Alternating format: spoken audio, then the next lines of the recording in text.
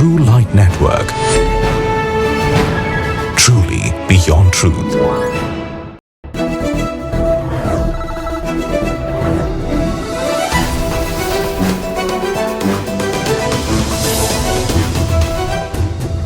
முக்கிய செய்திகள்.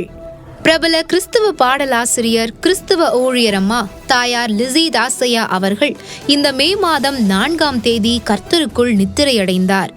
இவர்கள் எழுதின 3 முத்தான பாடல்கள் இன்ப இயேசு ராஜாவை நான் பார்த்தால் போதும், பாரீர் அருணோதயம் போல், இயேசுவே உந்தன் மாசில்லா ரத்தம் போன்ற பாடல்கள் இவரால் இயற்றப்பட்டது. இன்ப இயேசு ராஜாவை நான் பார்த்தால் போதும், மகிமையில் அவரோடு நான் வாழ்ந்தால் போதும். இப்பாடல்கள் லட்சக்கணக்கான மக்களுக்கு ஆசிர்வாதமானதாகவும் ஆறுதல் படுத்துவதுமான பாடல்கள் என்பது குறிப்பிடத்தக்கது.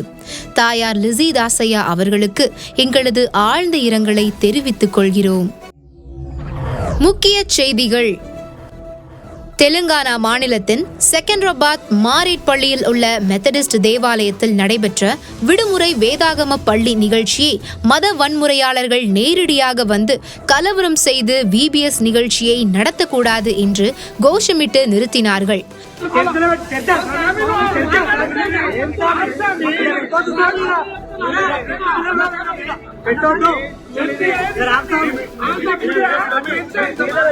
இச்சம்பவத்தால் இந்த மெத்தடிஸ்ட் ஆலயத்தில் கூடியிருந்த சிறு பிள்ளைகள் பயந்து கலைந்து ஓடினர். காவல்துறை அதிகாரிகள் முன்னிலையில் இச்சம்பவம் நடைபெற்றது என்பது குறிப்பிடத்தக்கது.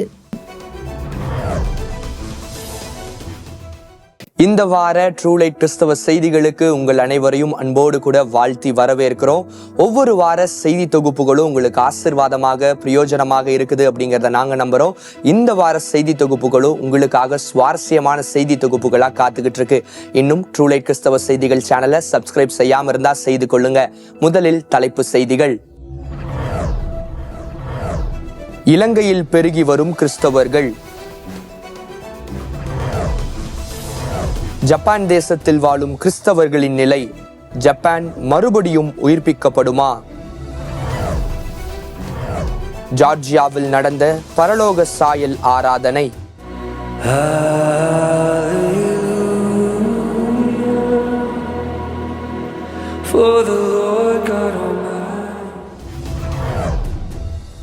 மெல்போர்ன் கடற்கரையில் 400க்கும் மேற்பட்ட நபர்கள் ஞான ஸ்நானம் பெற்றனர்.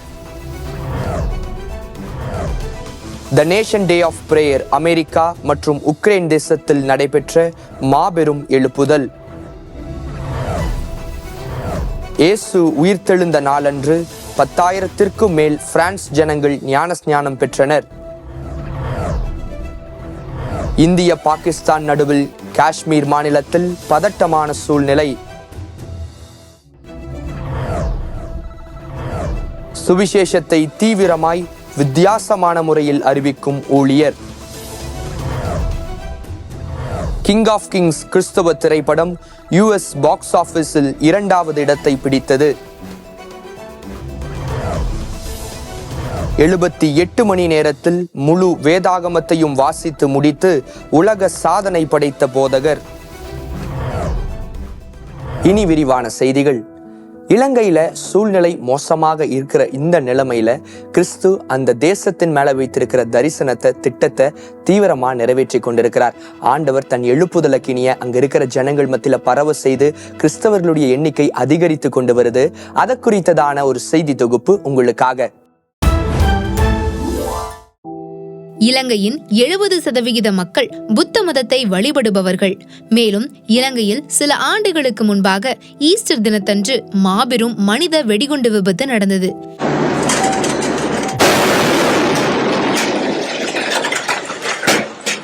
இச்சம்பவம் உலகில் உள்ள அனைத்து கிறிஸ்தவர்களுக்கும் மிகப்பெரிய வருத்தத்தை ஏற்படுத்தி கிறிஸ்தவர்களுக்கான பாதுகாப்பு அற்ற தன்மையை இது காட்டியது. அதைத் தொடர்ந்து 3 ஆண்டுகளுக்கு முன்பாக நடந்த அரசியல் மாற்றத்தால் மிகப்பெரிய குழப்பம் இலங்கையில் ஏற்பட்டது. இதனால் அங்குள்ள கிறிஸ்தவர்கள் மிகவும் நெருக்கப்பட்டனர். சமீபத்திய தகவல்களின்படி இலங்கை தேசத்தில் அநேகர் கிறிஸ்துவை ஏற்றுக்கொண்டு வருகின்றனர் என்று தகவல்கள் வெளியாகியுள்ளது. பேக் டு த பைபிள் என்கிற அமைப்பின் தலைவரான மயூகா பெரீரா அவர் நிகழ்ச்சி ஒன்றில் பேட்டியளித்த போது, இலங்கையில் பெரும் திரளாய் மக்கள் இயேசு கிறிஸ்துவை ஏற்றுக்கொண்டு வருகின்றனர். சுவிசேஷத்தை தீவிரமாய் அறிவிப்பதற்கு அநேக முயற்சிகள் ஏறெடுக்கப்பட்டு வருகின்றன. முன்பு இலங்கையில் சுவிசேஷம் சொல்வதற்கு அதிக தடைகள் காணப்பட்டது. ஆனால் இப்பொழுது அந்த சூழ்நிலை மாறி நாம் நம்முடைய விசுவாசத்தை எப்போது வேண்டுமானாலும் தைரியமாக அறிவிக்கலாம் என்கிற நிலை இலங்கையில் நிலவி வருகிறது. அது மட்டுமின்றி இந்த நிறுவனத்தின் சார்பாக இலங்கையில் அநேக இடங்களில் வேத பாட வகுப்புகள் நடத்தப்பட்டு வருகிறது என்று கூறியுள்ளார். இலங்கை தேசத்தில் ஆவிக்குரிய மறுமலர்ச்சி ஏற்பட நாம் அநேக வருடங்களாக ஜெபித்து வருகின்றோம். ஏராளமான ஊழியர்கள் இலங்கையின் எழுப்புதலுக்காக தீவிரமாக ஜெபித்தும் உழைத்தும் வருகின்றனர். இலங்கையில் உள்ள எடின்சிகா பிரேமநாதா என்கிற பெண் போதகர் இயேசு கிறிஸ்து உயிர்த்தெழுந்த நாளன்று இலங்கையின் எழுப்புதலுக்காக ஜெபம் மற்றும் ஆராதனை செய்து பொதுவெளிகளில் ஒரு கூட்டத்தை நடத்தியிருக்கின்றார்.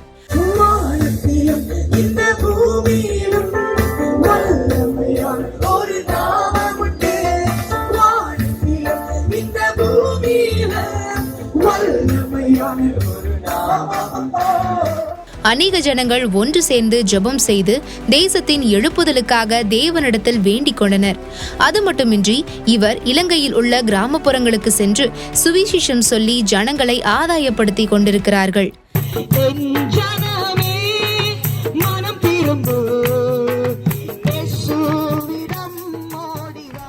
இலங்கை தேசத்தின் ஆவிக்குரிய மறுமலர்ச்சிக்காக நாம் தொடர்ந்து ஜெபிப்போம்.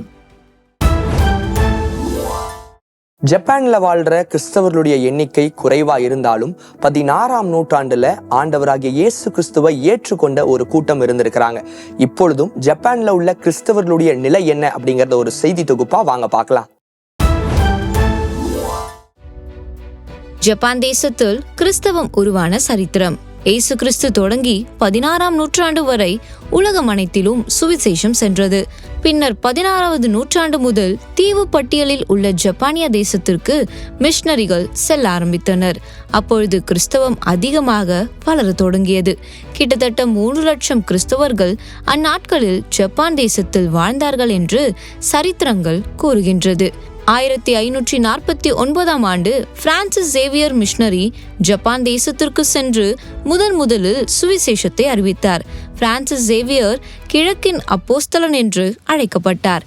ஜப்பான் தேசத்தின் ஹிராடோ மற்றும் யாமாகுச்சி போன்ற இடங்களில் 2 வருடங்கள் ஊழியம் செய்து 500 ஜப்பானியர்களுக்கு ஞானஸ்தானம் கொடுத்தார்.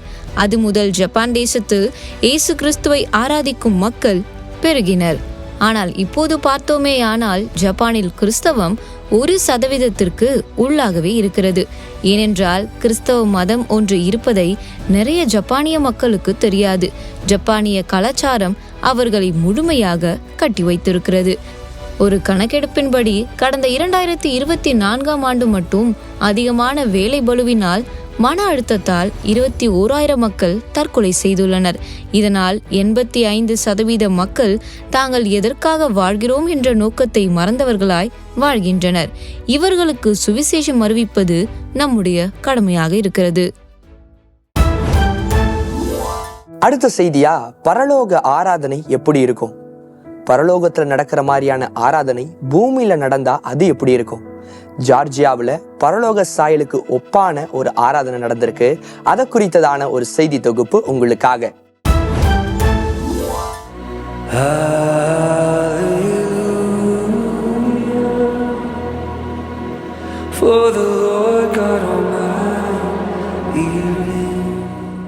பரலோக ஆராதனையை நாம் பார்த்ததுண்டா? அது எப்படி இருக்கும்? நமக்கு வெளிப்படுத்தின சுவிசேஷ புத்தகத்தில் சிறிது விளக்கங்கள் கொடுக்கப்பட்டிருக்கிறது. தேவ தூதர்களும் பரிசுத்தவான்களும் ஒன்றாக சேர்ந்து சர்வ வல்லமை உள்ள தேவனாகிய கர்த்தர் பரிசுத்தர் பரிசுத்தர் பரிசுத்தர் என்று ஆராதிப்பதை நாம் வேத புத்தகத்தில் வாசிக்கலாம். இதே போன்று கடந்த ஆண்டு பேஷன் மியூசிக் என்கிற குழுவை சார்ந்தவர்கள் அமெரிக்காவில் உள்ள ஜார்ஜியாவில் அட்லாண்டா என்கிற ஒரு இடத்தில் மாபெரும் ஆராதனை கூட்டத்தை நடத்தியிருக்கின்றனர்.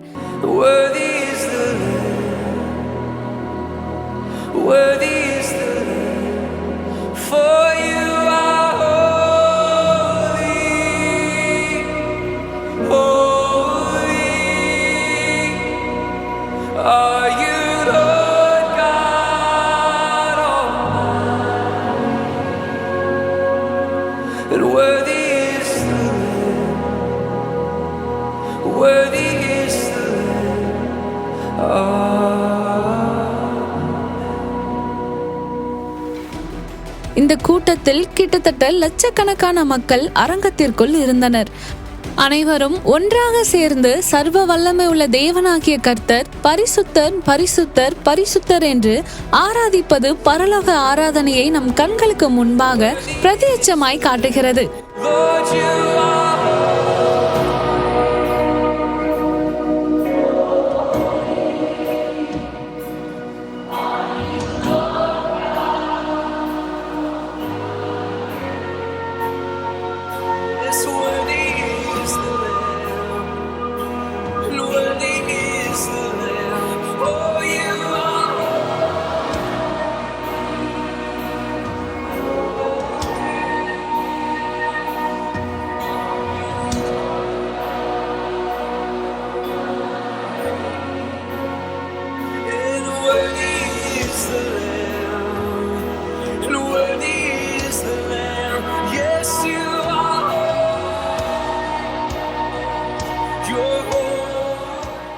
பார்வையாளர்களாகிய நம்மை இது மெய்சிலிர்க்க வைக்கிறது. அனைவரும் ஒன்று சேர்ந்து கண்களில் கண்ணீர் நிரம்ப தேவனை ஆராதிப்பது நம்மை ஆச்சரியப்படுத்துகிறது. அமெரிக்காவில் உள்ள ஜனங்களில் ஆவிக்குரிய தாகத்தையும் எழுப்புதலுக்கான அடையாளங்களையும் இது நமக்கு தெளிவாக காட்டுகிறது. அமெரிக்க தேசத்தின் எழுப்புதலுக்காக நாம் ஜெபித்த ஜெபங்களுக்கு அறுவடை கிடைக்கும் மாபெரும் ஆத்தும அறுவடை யுகத்தில் வாழ்ந்து கொண்டு இருக்கிறோம் என்பது உண்மையே.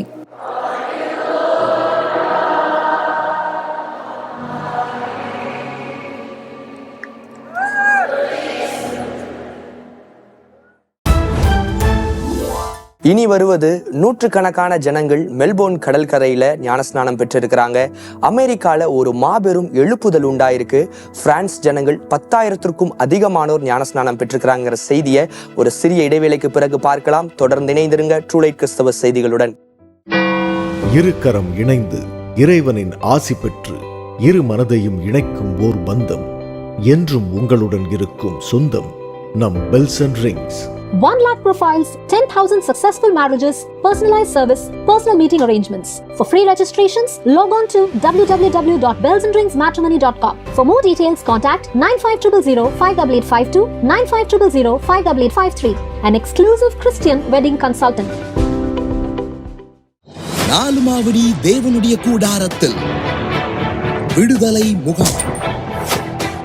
பாவ கட்டுகளா, கடும் தொல்லையா, தீராத வியாதியா, பிசாசின் போராட்டமா, நீங்கள் விடுதலையை பெற்றுக்கொள்ள உங்களுக்காகவே இந்த முகாம்.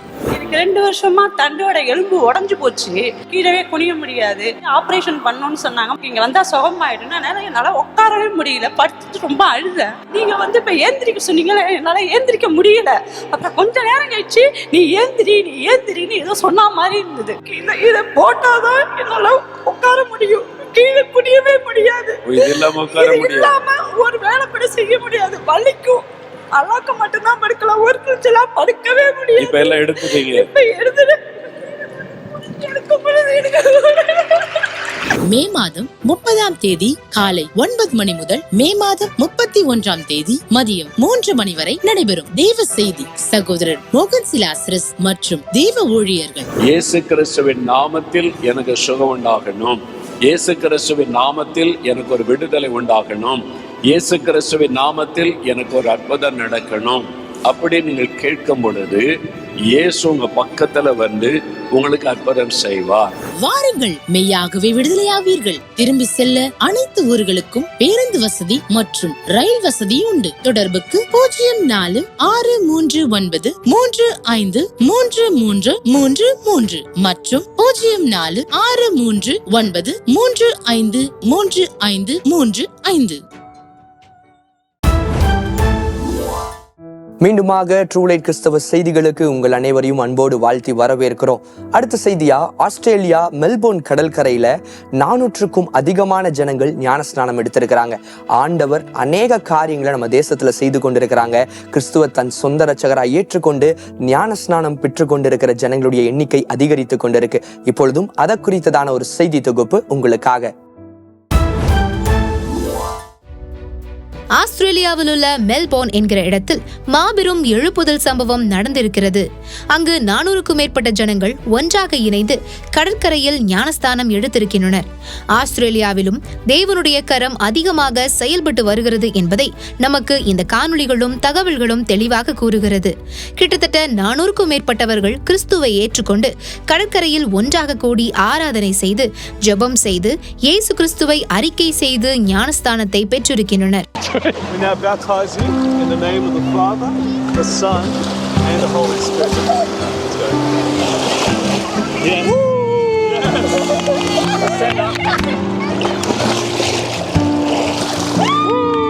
Dear Lord Father God, we just thank you for Max right now. We just declare Matthew. இதுபோல ஆஸ்திரேலியா தேசம் அனைத்திலும் தேவன் மாபெரும் எழுப்புதலை கொண்டு வர வேண்டும். ஆஸ்திரேலியா ஜனங்கள் தேவனை அதிகமாக தேடுவதற்கும் அவரை அண்டிக் கொள்வதற்கும் நாம் ஆஸ்திரேலியா மக்களுக்காக ஜெபிப்போம்.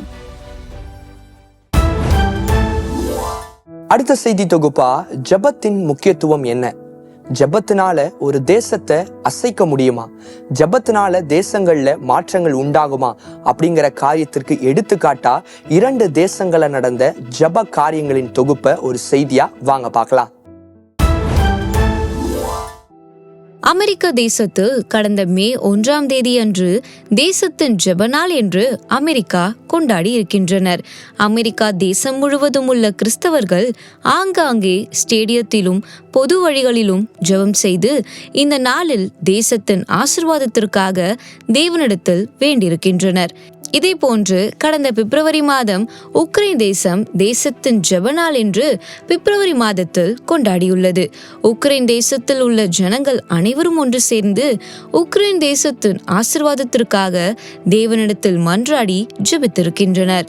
இதை குறித்து CBN நியூஸுக்கு national day of prayer task force என்கிற அமைப்பினர் சார்ந்த கேத்தி பிரான்சல் என்கிறவர் பேட்டியளித்தார். Right.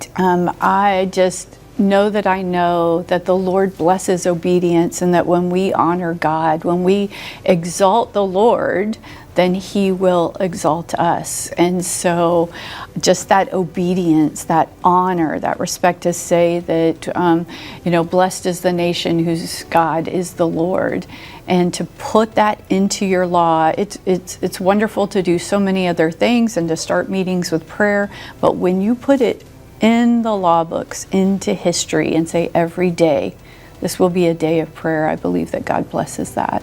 நமது ஜெபம் தேவனுடைய இருதயத்தை அசைக்கும். நாம் வாழும் தேசத்திற்காக நாம் பாரத்துடன் ஜெபிக்கும் போது கர்த்தர் அத்தேசங்களில் கிரியை செய்கிறார். ஜனங்களுக்குள் ஒரு ஆவிக்குரிய மறுமலர்ச்சி நடைபெறும். இயேசு உயிர்த்தெழுதலை நினைவு கூறுகிற அந்த ஒரு நாள்ல பிரான்ஸ் ஜனங்கள் 10,000க்கும் அதிகமானோர் ஞானஸ்நானம் பெற்றிருக்கிறாங்க. ஆண்டவருடைய நாமத்தை மகிமைப்படுத்துகிற அந்த காட்சிகள் மிகவும் சந்தோஷத்தை தருகிறதா அமைந்திருக்கு. அதை குறித்ததான ஒரு செய்தி தொகுப்பு வாங்க பார்க்கலாம். பிரான்ஸ் தேசத்தில் ஆச்சரியமான ஒரு சம்பவம் ஒன்று நடந்திருக்கிறது. கடந்த ஈஸ்டர் அன்று பிரான்சில் உள்ள விசுவாசிகள் கிட்டத்தட்ட 17,000க்கும் மேற்பட்ட நபர்கள் ஞானஸ்தானம் பெற்றதாக அறிக்கைகள் வெளியாகியுள்ளது. இது கடந்த 20 ஆண்டுகளில் பதிவான அதிகபட்ச எண்ணிக்கையாக கூறப்படுகிறது. பிரான்சில் சபைகளுக்கு மத்தியில் ஒரு மாபெரும் எழுப்புதல் நடந்து கொண்டிருப்பது நம் அனைவரும் அறிந்ததே. 10,000 பேர் ஞானஸ்தானம் பெற்ற நிகழ்வு பிரான்சில் எழுப்புதல் நடந்து கொண்டிருக்கிறது என்பதை நமக்கு உறுதி செய்கிறது. இதில் 18 25 வயதிற்குள் உள்ள நபர்கள் அதிகமாக உள்ளனர். இது பிரான்சில் உள்ள வாலிபர்கள் மத்தியில் ஒரு மிகப்பெரிய ஆவிக்குரிய மாற்றத்தை வெளிப்படுத்துகிறதை நாம் உணர முடிகிறது. அது மட்டுமின்றி 17,000க்கும் மேற்பட்ட நபர்கள் இயேசு கிறிஸ்துவுடன் உள்ள ஐக்கியத்தை புதுப்பித்துக் கொண்டனர் என்று சபை தலைவர்கள் கூறுகின்றனர். வரக்கூடிய நாட்களில் பிரான்சில் மாபெரும் எழுப்புதலை நாம் காணப்போவதற்காக தேவனை ஸ்தோத்தரிப்போம். தொடர்ந்து வருகிற செய்தி தொகுப்புகள். இந்திய பாகிஸ்தான் எல்லையில் யுத்தமா? சுவிசேஷத்தை வித்தியாசமாய் அறிவிக்கும் போதகர். கிங் ஆஃப் கிங்ஸ் திரைப்படம் US பாக்ஸ் ஆபீஸ்ல அதிகமான வரவேற்பை பெற்றிருக்கு. ஒரு சிறிய இடைவேளைக்கு பிறகு இந்த செய்தி தொகுப்புகளின் விரிவான செய்திகளை பார்க்க போறோம். இணைந்திருங்க ட்ரூ லைட் கிறிஸ்தவ செய்திகளுடன்.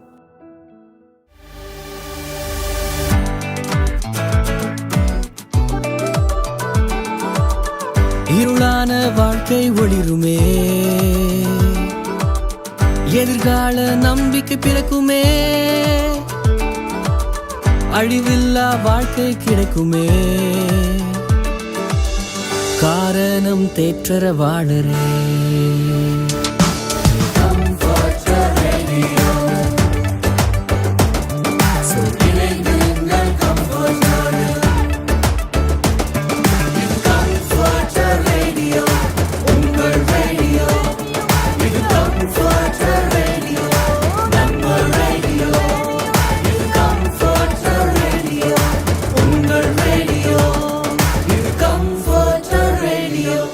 நீங்கள் கேட்டுக்கொண்டிருப்பது உங்கள் கம்ஃபர்டர் ரேடியோ, உங்கள் மெய்யான தேற்றரவாளர்.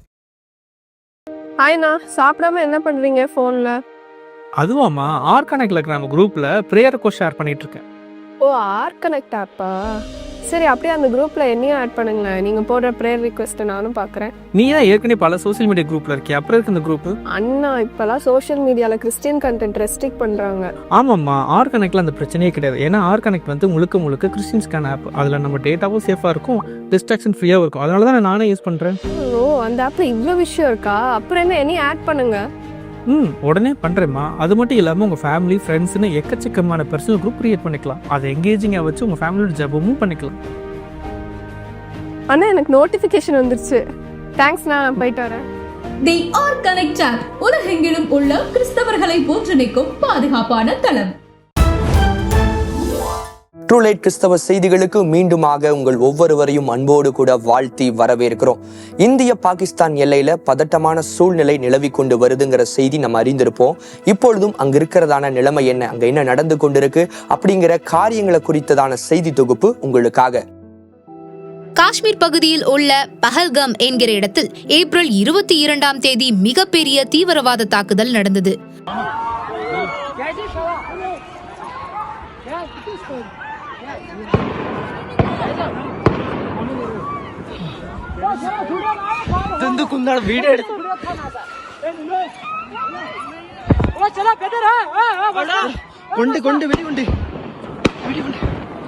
அதில் 26 இந்தியர்கள் கொல்லப்பட்டனர். இந்த நிகழ்வு பூதாகரமாக இந்தியா முழுவதும் பெரிய அதிர்வலையை ஏற்படுத்தியது.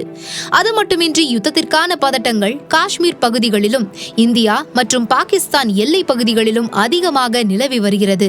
இப்போது இந்த பகுதிகளில் உள்ள ஜனங்களின் பாதுகாப்பிற்காக ஜெபிக்க வேண்டியது கிறிஸ்தவர்களாகிய நம்முடைய கடமையாய் இருக்கிறது. பாகிஸ்தான் மற்றும் இந்தியா தேசங்கள் நடுவே சமாதானம் வர வேண்டும் என்பதற்காகவும் நாம் ஜெபிக்க வேண்டும். இந்தியா பாகிஸ்தான் நாடுகளுக்கிடையே நிலவி வரும் பதட்டமான யுத்த சூழ்நிலை மாறி இந்தியாவிற்கு எதிராக செயல்படும் தீவிரவாதிகளின் அமைப்புகள் அழிக்கப்பட நாம் ஜெபிப்போம். இந்த காலகட்டத்தில் ஆண்டவர் சுவிசேஷகர்களை எழுப்பி அநேக ஊழியர்களை எழுப்பி வித்தியாசமான வகையில் ஒவ்வொருவரையும் பயன்படுத்தி கொண்டு வருகிறார். இப்பொழுதும் நம்ம ஒரு ஊழியக்காரரை குறித்து பார்க்க போறோம். அவர் வித்தியாசமான முறையில் கிறிஸ்துவின் சுவிசேஷத்தை பிரசங்கித்து கொண்டு வருகிறார். அவரை குறித்ததான ஒரு செய்தி தொகுப்பு வாங்க பார்க்கலாம். தேவனின் கிருபையால் தமிழ்நாட்டில் தெருப்பிரசங்க ஊழியங்கள் பெருகி வருகின்றன. தமிழ்நாட்டில் தெருக்களிலும் கிராமங்களிலும் சுவிசேஷம் சொல்லும் நற்செய்தியாளர்கள் அநேகமாய் எழும்பிக் கொண்டிருக்கின்றனர். தமிழ்நாட்டில் எதிர்ப்புகள் அநேகம் இருந்தாலும் தேவன் வைராக்கியமுள்ள வாலிபர்களையும் முதியோர்களையும் சிறு பிள்ளைகளையும் நற்செய்தி ஊழியத்திற்காக ஆயத்தப்படுத்தி கொண்டிருக்கிறார். அதன் விளைவாக அநேகர் எழும்பி கிராமப்புறங்களிலும் சாலை ஓரங்களிலும் சுவிசேஷம் சொல்லுகின்றனர். சர்வன்ட் ஆஃப் கிரைஸ்ட் என்கிற யூடியூப் வலைத்தளத்தில் சுவிசேஷத்தை பாடல் வடிவில் ஆடிப்பாடி ஜனங்களுக்கு நற்செய்தி அறிவிக்கும் ஒரு போதகரின் காணொளியை பார்க்கலாம். என்னை கொடுக்காதவர், என்னை நடத்துகின்றவர், என்னை பாதுகாப்பவர், என் நேசரே. என்னை கொடுக்காதவர், என்னை நடத்துகின்றவர், என்னை பாதுகாப்பவர், என் நேசரே. கிறிஸ்தவ திரைப்படங்கள் இந்த காலகட்டத்தில் மிகப்பெரிய வரவேற்பை பெற்றுக்கொண்டு வருது. அதிலும் குறிப்பா த கிங் ஆஃப் கிங்ஸ் அப்படிங்கிற அந்த திரைப்படம் US பாக்ஸ் ஆஃபீஸ்ல 2வது இடத்தை பிடித்து மாபெரும் வரவேற்பை பெற்றிருக்கு. அதை குறித்ததான ஒரு செய்தி தொகுப்பை வாங்க பார்க்கலாம். Get down from there! 1, 2, 3! The king of kings Korean animation கிறிஸ்துவ திரைப்படம் உலகமெங்கும் 19 மில்லியன் US$ கடந்த ஏப்ரல் மாதத்தில் மட்டும் ஈட்டி தந்துள்ளது. 3200 திரையரங்குகளில் திரையிடப்பட்ட இந்த கிறிஸ்துவ திரைப்படம் அமெரிக்கன் பாக்ஸ் ஆபீஸில் 2வது இடத்தை பிடித்துள்ளது என்பது ஆச்சரியமான விஷயம். I'm not interested. This story is about the King of Kings. April 12ஆம் தேதியில் திரையிடப்பட்ட இந்த திரைப்படம் நார்த் அமெரிக்காவில் மட்டும் முதல் நாளிலேயே $7.01 மில்லியன் வசூலாகியுள்ளது. 1988ஆம் ஆண்டில் வெளிவந்த the prince of Egypt animation திரைப்படத்திற்கு பிறகு இந்த கிங் ஆஃப் கிங்ஸ் அனிமேஷன் கிறிஸ்துவ திரைப்படம் முதல் நாளிலேயே பெரும் சாதனையை படைத்துள்ளது.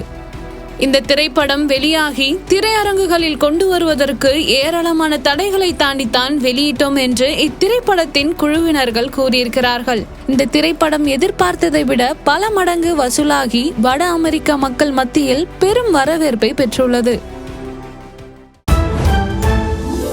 அடுத்து வருகிற இந்த ஒரு செய்தி தொகுப்பு சுவாரஸ்யமான செய்தி தொகுப்பு அமைந்திருக்கு. போதகர் ஒருவர் 78 மணி நேரம் தொடர்ச்சியா வேதத்தை வாசித்து உலக சாதனை படைத்திருக்கிறாரு. அவரை குறித்ததான ஒரு செய்தி தொகுப்பு வாங்க பார்க்கலாம். புதுவாழ்வு JEMS திருச்சபையின் போதகர் திரு ஐசக் டேனியல் அவர்கள் 100 மணி நேரத்தில் வேதாகமத்தை முழுவதும் வாய்விட்டு வாசித்து சாதனை செய்ய வேண்டும் என்று தீவிர முயற்சி எடுத்து 78 மணி நேரத்தில் முழு வேதாகமத்தை படித்து முடித்து 3 சாதனைகள் படைத்தார்.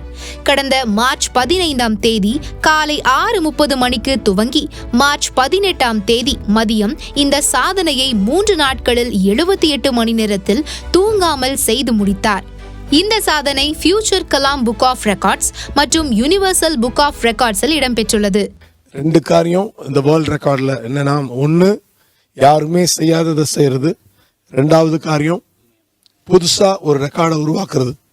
நான் இப்படிதான் பார்க்குறேன். அது ஒரு வேளை இங்க இருக்கிற குட்டி பசங்க, நிக்கிற வாலிப பசங்க, எனக்கு உதவி செஞ்சவங்க, பெரியவங்க, சின்னவங்க யாரா இருந்தாலும் சரி, எல்லாருமே ஒரு நாள் இந்த ரெக்கார்டை பிரேக் பண்ணணும். வருடத்திற்கு ஒரு முறையாவது முழு வேதாகமத்தை படிக்க முயற்சி செய்ய மக்களுக்கு இந்த சாதனை ஊக்கமளிக்கிறது.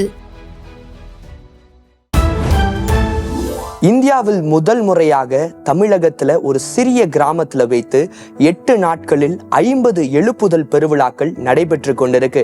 அதை குறித்ததான ஒரு செய்தி தொகுப்பு உங்களுக்காக. தூத்துக்குடி மாவட்டம் 4 மாவடியில் இயேசு விடுவிக்கிறார் ஊழியத்தின் மூலம் கடந்த மே 3ஆம் தேதி முதல் எழுப்புதல் பெருவிழாக்கள் நடைபெற்று வருகின்றது. மாம்சமான யாவர் மேலும் என் ஆவி ஊற்றுவேன். ஒரு மாம்சத்துல இருக்கிற மனிதனா இருந்தா போதும், அவன் என்னிடத்துல வந்து கேட்கும் போது அவர் எல்லார் மேலும் என் ஆவியை ஊற்றுவேன். மே 3ஆம் தேதி முதல் மே 10ஆம் தேதி வரை நடைபெறும் இந்த 8 நாட்களில் 50 பெருவிழாக்கள் நடைபெற்றது. சமாதான பெருவிழா, சுகமளிக்கும் பெருவிழா, ஆசிர்வாத பெருவிழா, அபிஷேக பெருவிழா, சந்தோஷ பெருவிழா, விடுதலை பெருவிழா, அற்புத பெருவிழா, வல்லமை பெருவிழா, நிரப்பங்காண்டவரே, வல்லமை மரங்களினால் நிரப்பங்காண்டவரே.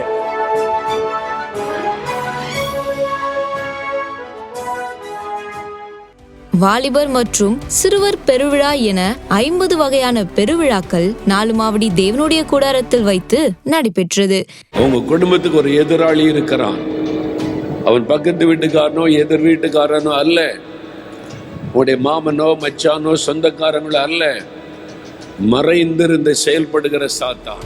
சிறப்பு செய்தியாளர்களாக சகோதரர் மோகன் சி லாசரஸ், சகோதரர் வின்சென்ட் செல்வகுமார், சகோதரர் சாம் ஜெபராஜ், சகோதரி ஜாய்ஸ் லாசரஸ், சகோதரி ஆஷ்லி எபினேசர், சகோதரி செல்லாராணி அப்பாதுரை மற்றும் இயேசு விடுவிக்கிறார் ஊழியர்கள் இந்த பெருவிழாக்களில் சிறப்பு செய்தி அளித்தார்கள். கர்த்தர் மகத்துவமான அதிசயமான காரியங்களை செய்தார்.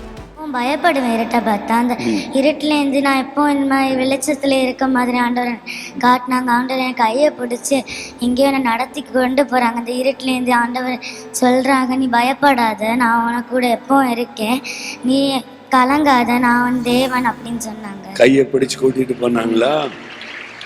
அல்லேலூயா. நேயர்களே, இந்த வார செய்தி தொகுப்புகளை நீங்க கேட்டிருப்பீங்க, பார்த்திருப்பீங்க. இதற்காக ஜெபிக்க மறந்துடாதீங்க.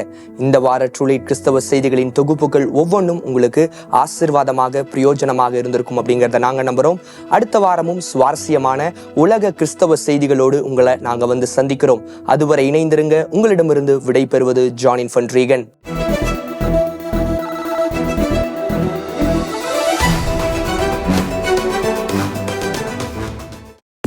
Subscribe to True Light Christian TV and click the bell icon to receive notifications about our new programs and updates.